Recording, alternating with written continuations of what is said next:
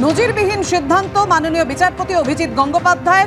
ভোটের লড়াইয়ে তিনি নামতে চলেছেন এবং তিনি স্পষ্টতই বলেছেন এবিপি আনন্দকে এক্সক্লুসিভ সাক্ষাৎকারে, রাজনৈতিক ময়দানে আমি যাব, এমনটাই জানিয়েছেন অভিজিৎ গঙ্গোপাধ্যায়।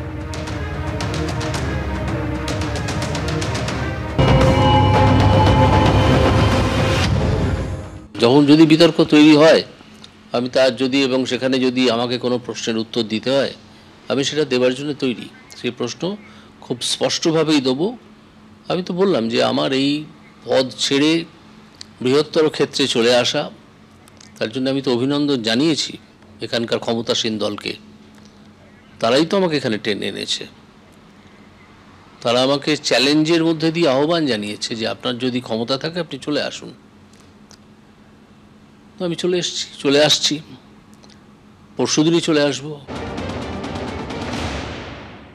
উনি বিচারটাই করেছেন রাজনৈতিকভাবে পক্ষপাতদুষ্ট হয়ে।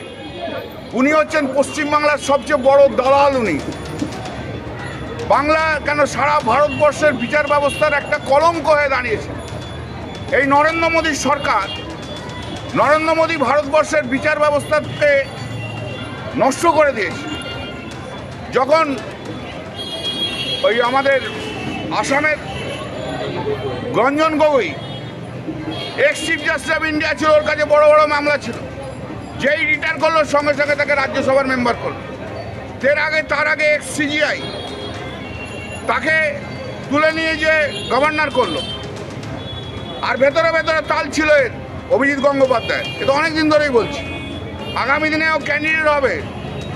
সেই ক্যান্ডিডেট নির্বাচনে ক্যান্ডিডেট হওয়ার জন্য, তাই জন্য এই সমস্ত কাজ করেছে।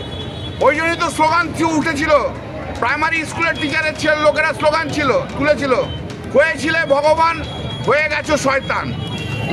সবচেয়ে বড় বিচার ব্যবস্থাকে মানুষ, সবচেয়ে বড় কথা কি জানেন তো?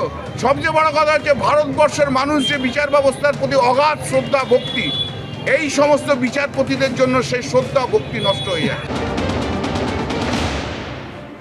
আমার মনে হয় যে ওনার যে ভাবমূর্তি বা তথাকথিত যে বিষয়টা সমাজে গড়ে উঠেছে,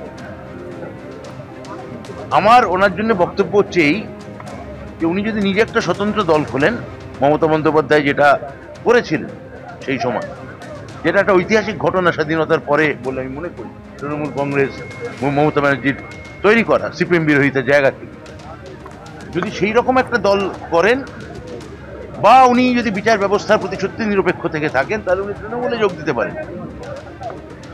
কিন্তু যদি উনি বিজেপিতে যোগ দেন বা সিপিএমে যদি যান বা কোনো জোটের দলে যদি যান, তাহলে যে পারসেপশনটা ওনার সম্পর্কে সমাজে আছে, সেটা আমার মনে হয় যে অনেক মানুষ হতাশ হবেন, অনেক মানুষ কে ঠিক লাগবে না। ফলে আমি অবশ্যই মনে করি যে তিনি রাজনীতি করতেই পারেন, তার অধিকার আছে, নিশ্চয়ই যে কোনো রাজনীতি করতে পারেন। করলে আমি চাইবো হয় তিনি নতুন দল করুন বা আমাদের দলে তিনি আসুন। আমার মনে হয় আমাদের দল নিশ্চয়ই তাকে গ্রহণ করবে।